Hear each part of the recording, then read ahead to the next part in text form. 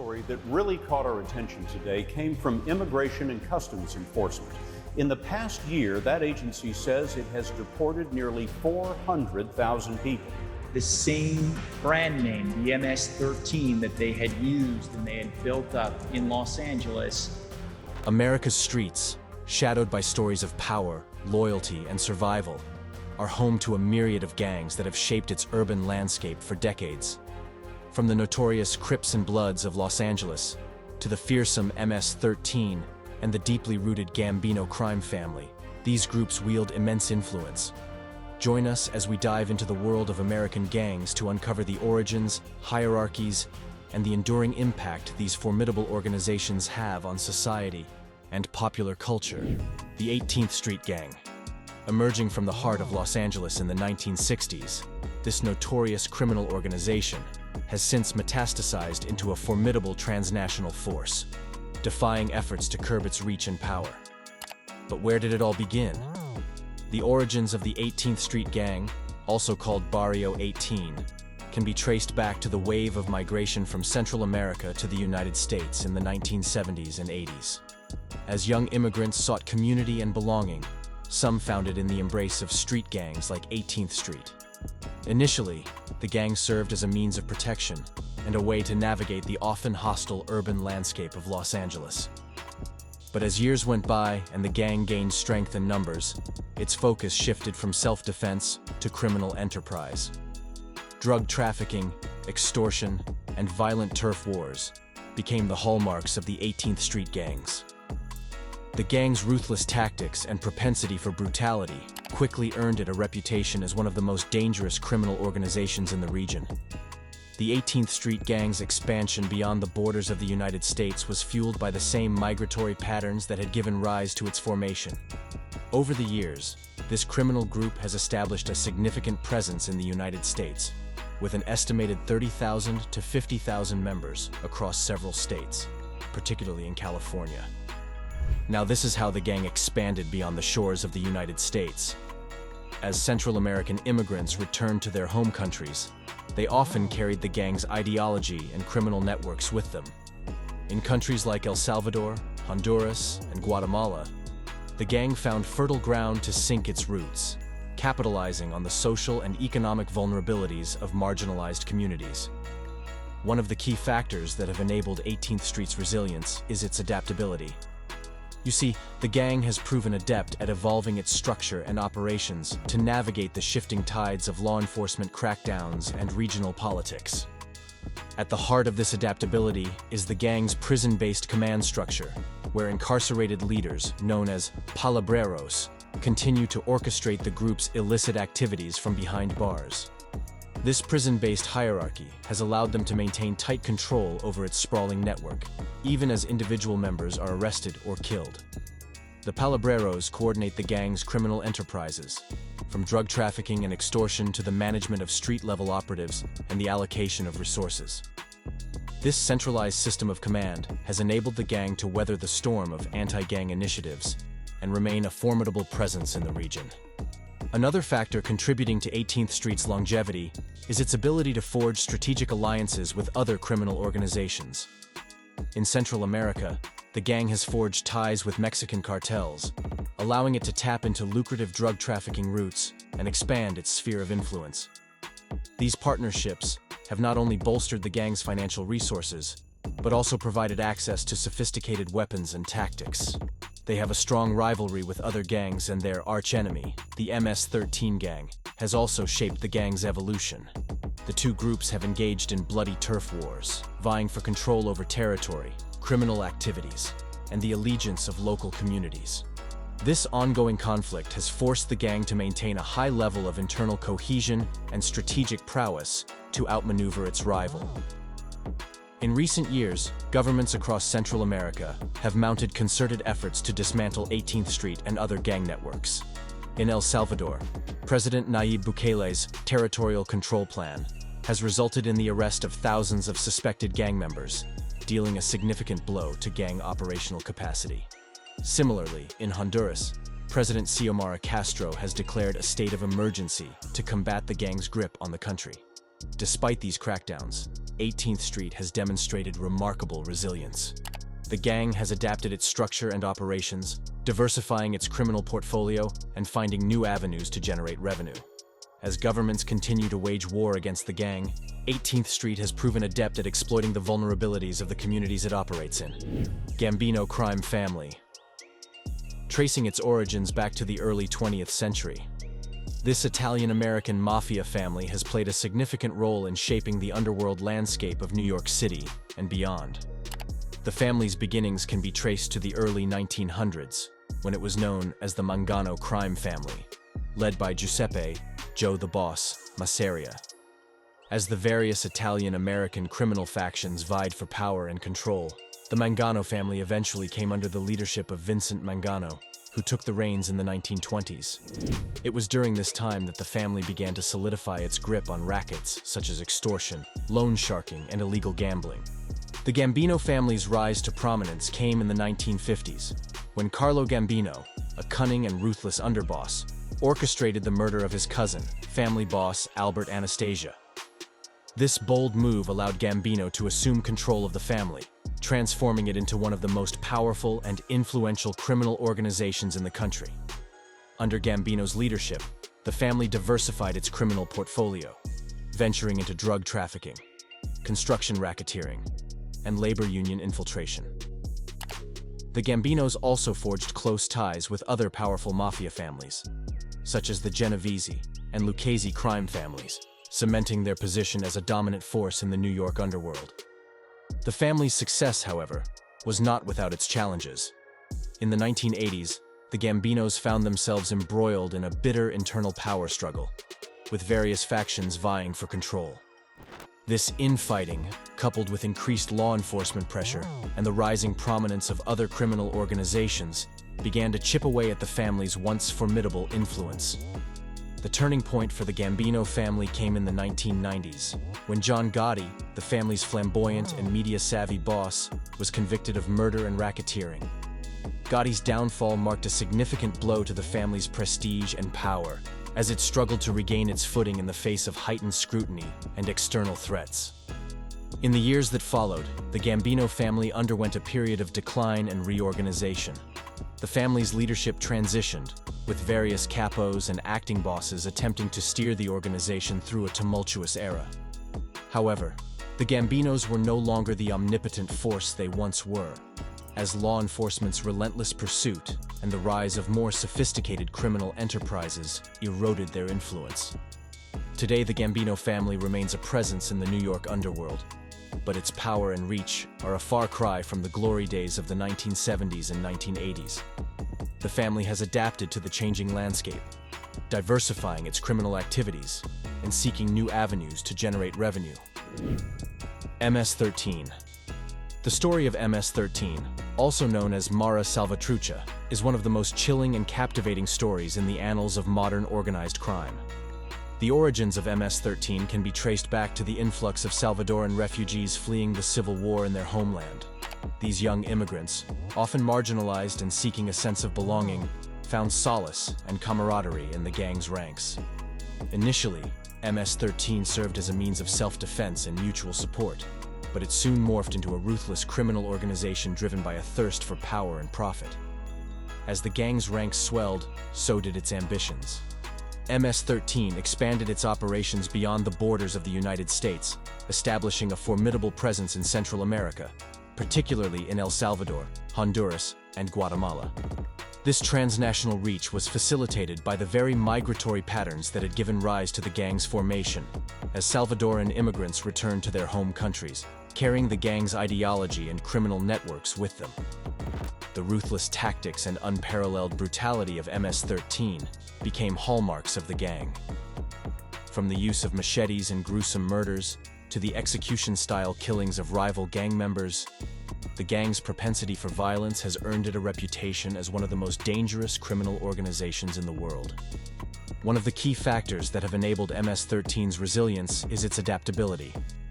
The gang has proven adept at evolving its structure and operations to navigate the shifting tides of law enforcement crackdowns and regional politics. The gang's decentralized, cell-based structure has allowed it to maintain a strong presence even as individual members are arrested or killed. More so, the MS-13 has forged strategic alliances with other criminal organizations, including Mexican drug cartels, to expand its reach and access lucrative drug trafficking routes. These partnerships have not only bolstered the gang's financial resources, but also provided access to sophisticated weapons and tactics, further enhancing its operational capabilities. The ongoing rivalry between MS-13 and its arch-nemesis, the 18th Street Gang, has also shaped the evolution of both organizations. The two groups have engaged in bloody turf wars, fighting for control over territory, criminal activities, and the allegiance of local communities.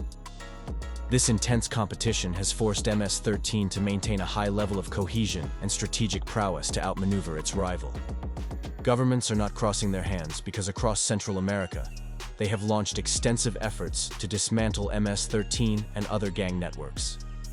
In El Salvador, President Nayib Bukele's territorial control plan has resulted in the arrest of thousands of suspected gang members, dealing a significant blow to the organization's operational capacity. Similarly, in Honduras, President Xiomara Castro has declared a state of emergency to combat the gang's grip on the country. The reach of MS-13 extends far beyond its Central American strongholds. The gang has established a significant presence in the United States, with an estimated 10,000 to 20,000 members across several states, particularly in California and the East Coast. The gang's ambitions have even reached Europe, where arrests of alleged MS-13 members in countries like Spain and Italy have hinted at the group's desire to expand its criminal empire globally. Chicago Outfit. Also known as the Chicago Mafia, the origin of the violent Chicago outfit dates back to the early 20th century. The Chicago Mafia is an Italian-American criminal organization in the city of Chicago, and over the years has earned its title as the most dangerous family in the United States. The outfit's roots can also be traced back to the Prohibition era, when Italian immigrants and their descendants began to consolidate power in the city's criminal underworld. Key figures like Johnny Torrio and Al Capone rose to prominence, establishing the outfit as a formidable force in the illicit liquor trade and other lucrative rackets. Under Capone's leadership, the outfit expanded its reach, diversifying its criminal portfolio to include gambling, prostitution, extortion, and labor racketeering. Capone's ruthless tactics and the outfit's willingness to engage in violence cemented its reputation as one of the most powerful and feared criminal organizations in the country. The outfit's influence extended far beyond the confines of Chicago, as the syndicate forged alliances with other mafia families, such as the Genovese and Gambino crime families, to coordinate criminal activities and share resources. This network of criminal cooperation allowed the outfit to expand its reach and solidify its position as a dominant force in the American underworld. The outfit's heyday continued well into the mid-20th century, with successive generations of bosses, such as Tony Accardo, Sam Giancana, and Joseph Ayupa, maintaining the organization's grip on the city's criminal enterprises. The outfit's tentacles stretched deep into the political and economic fabric of Chicago, with the syndicate using bribery, intimidation, and violence to exert its influence over local officials, law enforcement, and legitimate businesses. The outfit's reign of terror was not without its challenges. The relentless efforts of law enforcement, the rise of competing criminal organizations, and internal power struggles all contributed to the gradual decline of the outfit's power and influence. The defining moment in the outfit's history came in the 1970s and 1980s, when a series of high-profile prosecutions and convictions, including the RICO Act trials, dealt a significant blow to the organization's leadership and operational capacity. The outfit's once formidable grip on the city's criminal landscape began to loosen, as younger generations of mobsters struggled to maintain the syndicate's legacy. In the decades that followed, the outfit has continued to adapt and evolve, seeking new avenues to generate revenue and maintain its presence in the underworld. The organization has diversified its criminal activities, venturing into areas such as cybercrime, money laundering, and the infiltration of legitimate businesses. Today, the Chicago outfit remains a subject of fascination and concern, as law enforcement and policymakers grapple with the enduring challenge of combating the resilience and adaptability of organized crime syndicates. Hell Angels. What sets this notorious apart is their unconventional mode of transportation. Their sleek, thunderous motorcycles that prowl the streets, leaving onlookers both mesmerized and apprehensive. The Hell Angels Motorcycle Club is one of the most infamous and feared outlaw biker gangs in the world. Their origins can be traced to the 1940s in California, and since their emergence, they have built a reputation for ruthless violence, criminal activity, and a defiant counterculture lifestyle.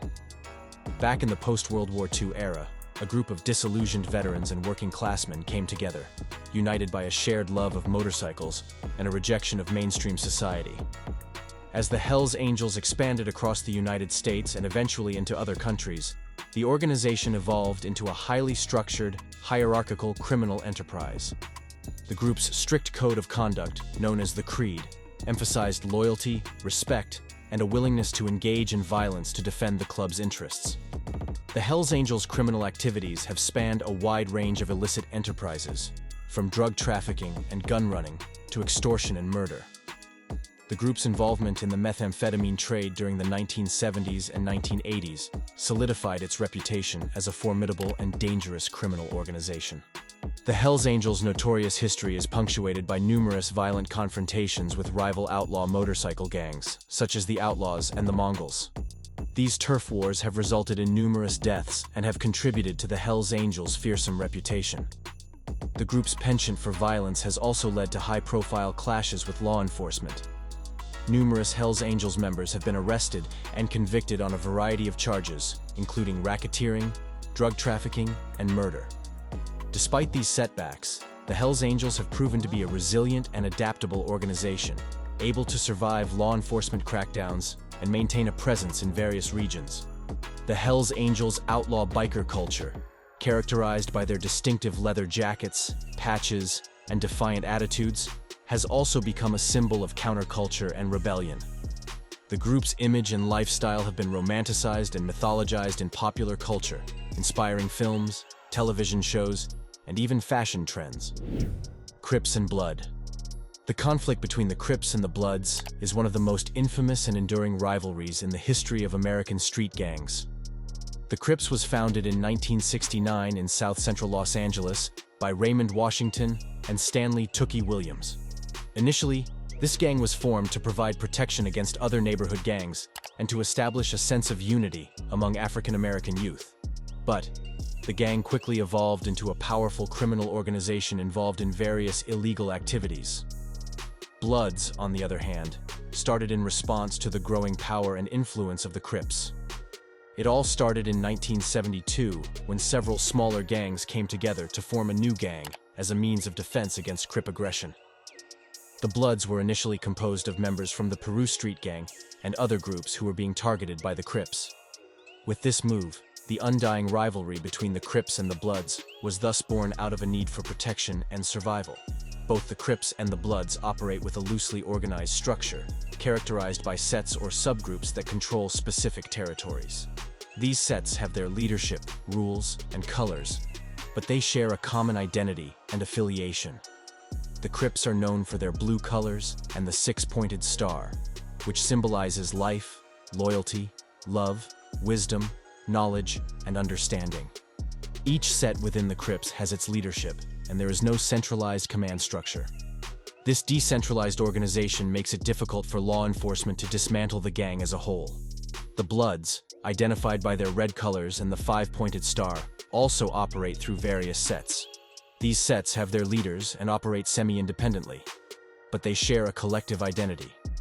The decentralized nature of the Bloods mirrors that of the Crips, contributing to the persistence of both gangs despite law enforcement efforts. The Crips and the Bloods are involved in a wide range of criminal activities, both within their communities and beyond, with drug trafficking being one of the primary sources of income for both gangs. Today, both the Crips and the Bloods control significant portions of the drug trade in their respective territories, dealing with substances like cocaine, methamphetamine, and marijuana. Their involvement in drug trafficking has extended beyond Los Angeles, reaching other parts of the United States. Violence is a defining characteristic of the rivalry between the Crips and the Bloods. gang-related shootings, assaults, and homicides are common, with both gangs engaging in retaliatory attacks to assert dominance and control territory. The cycle of violence perpetuates fear and instability in affected communities, with both gangs known for extortion and robbery, targeting local businesses and individuals.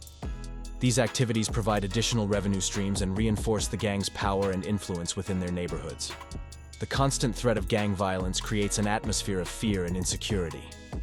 Residents often live in fear of becoming victims of gang-related crime, and the violence can spill over into schools, parks, and other public spaces, affecting the broader community. Gang activity can deter investment and economic development in affected areas.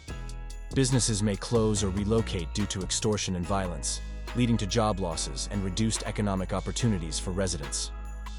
Over the years, many measures have emerged to address the Crips and the Bloods, taking a multifaceted approach that combines law enforcement with community-based intervention and prevention strategies. Law enforcement agencies have implemented various tactics to combat gang activity, including undercover operations, surveillance, and coordinated raids.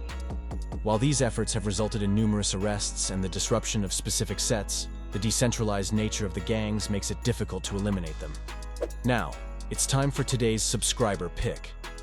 This striking image placed side by side are two of the most dangerous families in the United States, a modern-day gang and a neo-Nazi faction.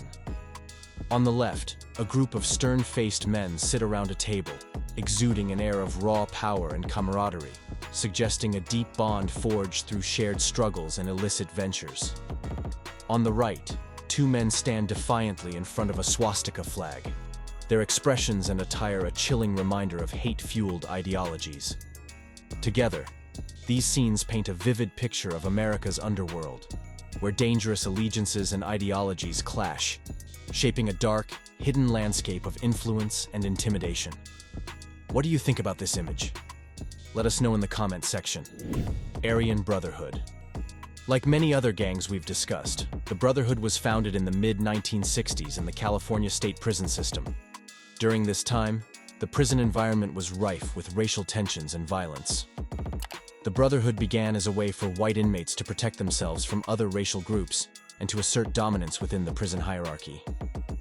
Initially, the group was known as the Bluebird Gang, but later adopted the Aryan Brotherhood name, reflecting their white supremacist beliefs in alignment with neo-Nazi ideology.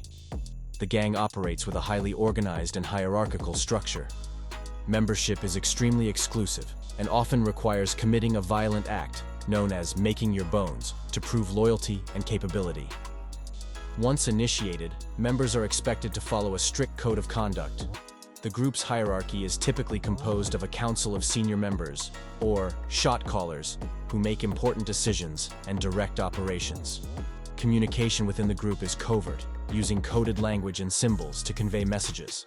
The group's symbols, such as shamrocks, swastikas, and the number 666, are often tattooed on members, serving as a form of identification and allegiance.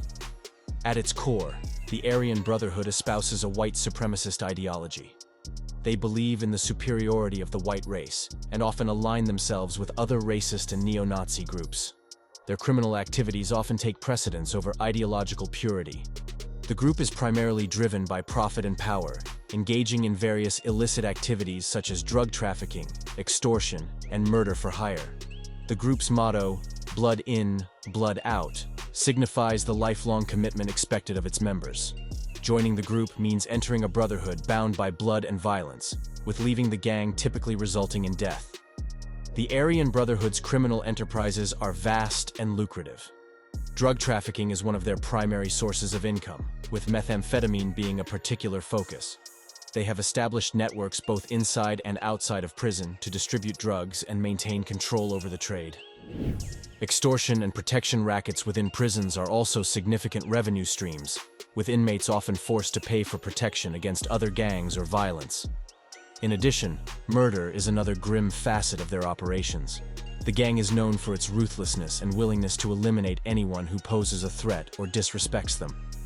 Contract killings, both inside and outside of prison, are common.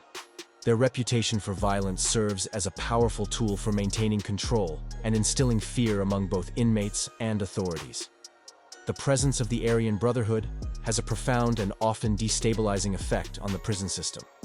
Their influence extends beyond individual members to the broader prison environment, contributing to an atmosphere of fear and violence.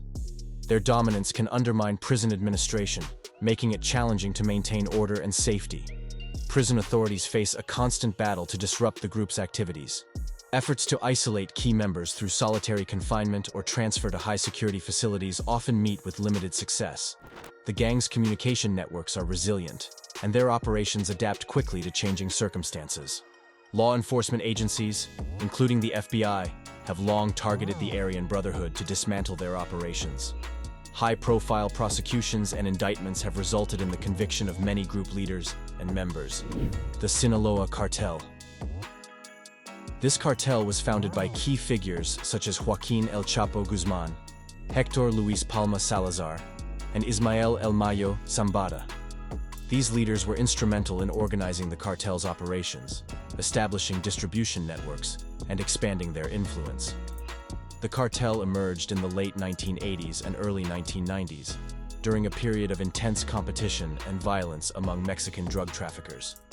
At the top are the key leaders, often referred to as capos. Joaquin El Chapo Guzman was one of the most infamous leaders of the cartel, known for his daring escapes from prison and his role in expanding the cartel's reach. After his capture and extradition to the United States, leadership shifted to figures like Ismael El Mayo Zambada, who is considered a more strategic and less public leader. The cartel's structure is compartmentalized, with various cells responsible for different aspects of the operation, such as production, transportation, distribution, and enforcement.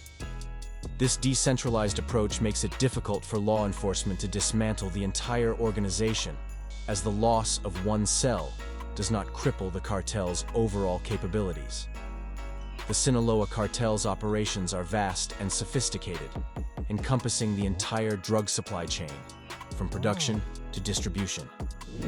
They are involved in the cultivation of coca plants in South America, the manufacture of cocaine, and the production of methamphetamine and heroin.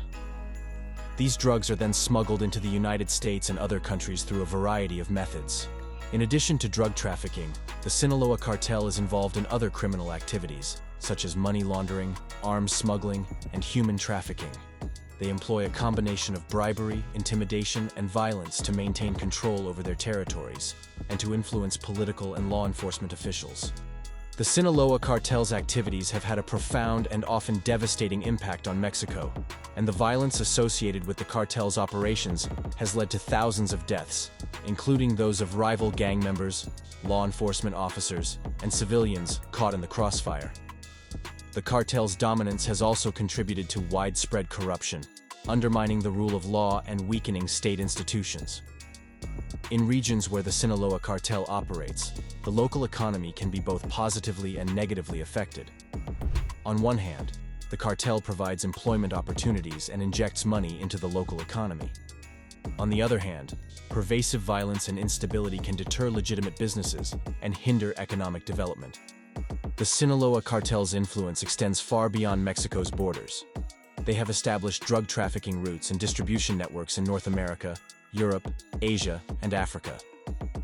The cartel's ability to adapt to changing market conditions and law enforcement pressures has allowed it to maintain a dominant position in the global drug trade. In the United States, the Sinaloa cartel is a major supplier of illicit drugs, contributing to the ongoing opioid crisis and other drug-related problems. The cartel's operations in the U.S. are facilitated by alliances with local gangs and criminal organizations, which help distribute drugs at the retail level. Combating the Sinaloa cartel is a complex and ongoing challenge for law enforcement agencies around the world. In Mexico, the government has launched numerous operations to capture cartel leaders and dismantle their networks. While these efforts have led to high-profile arrests and significant drug seizures, the cartel has shown a remarkable ability to regroup and adapt. Internationally, agencies such as the Drug Enforcement Administration work closely with counterparts in Mexico and other countries to target the cartel's operations. These efforts include intelligence sharing, joint operations, and financial investigations aimed at disrupting the cartel's money laundering activities. The Black Guerrilla Family, BGF. This family, also known as the Black Family or the Black Vanguard, is one of the most prominent and politically oriented prison gangs in the United States. Founded in the late 1960s during a period of intense social and political upheaval, the Black Family distinguishes itself from other prison gangs through its revolutionary and ideological underpinnings.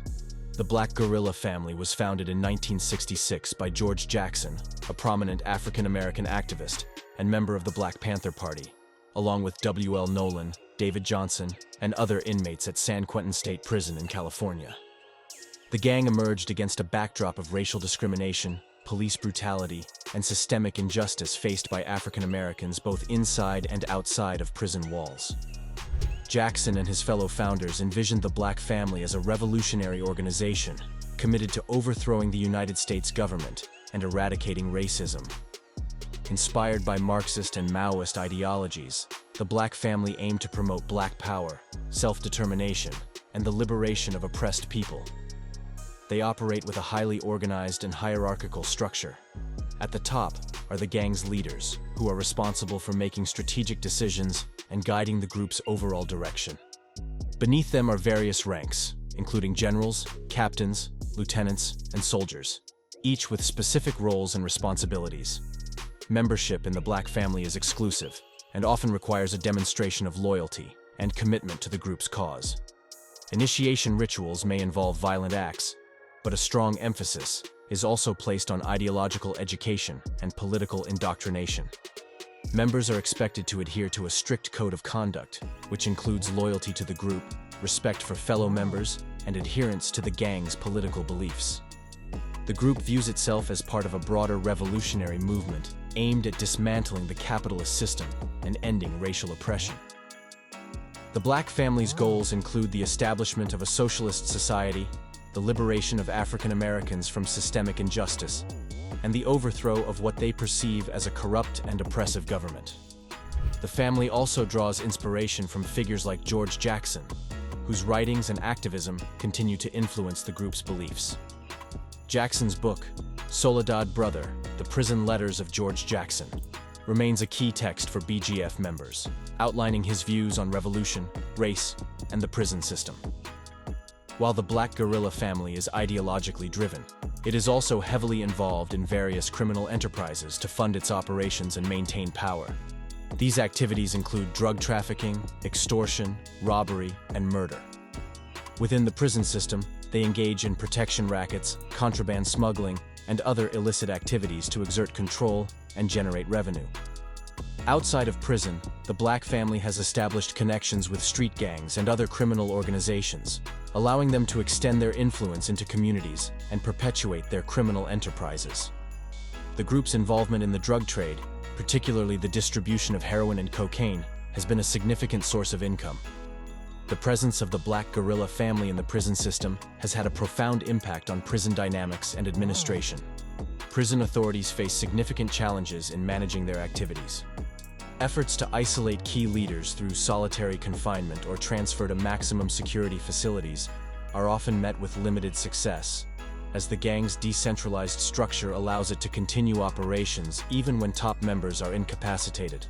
Law enforcement agencies have made numerous efforts to dismantle the Black Guerrilla Family and disrupt its criminal operations. These efforts include undercover investigations, wiretaps, informant testimony, and coordinated raids aimed at apprehending key members and seizing assets. High-profile prosecutions, such as the 2002 federal indictments of 29 the Black Family members in California, have led to significant convictions and prison sentences for many leaders. However, the Black Family's resilience and ability to adapt to changing circumstances have allowed it to endure despite these setbacks. On one hand, the group's commitment to Black empowerment and social justice resonates with some segments of the African American community, particularly those who see the prison system as inherently unjust and racist. Their emphasis on education and political consciousness has also inspired some to pursue activism and advocacy for prison reform and racial equality. On the other hand, their involvement in violent crime and drug trafficking has had devastating effects on communities, contributing to cycles of violence, addiction, and incarceration. The gang's criminal enterprises undermine public safety and perpetuate the very injustices they claim to oppose. Thank you for watching this video. See you in the next one.